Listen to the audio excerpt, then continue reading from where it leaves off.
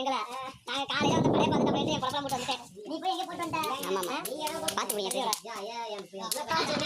அப்ப வாங்க வாங்கிட்டு அப்ப சாயந்தரம் சாயந்தரம் உங்களுக்கு சொல்றேன். ஸ்டார்ட் பண்றப்ப யூடியூப் போறேன். சரி என்ன சேனல்?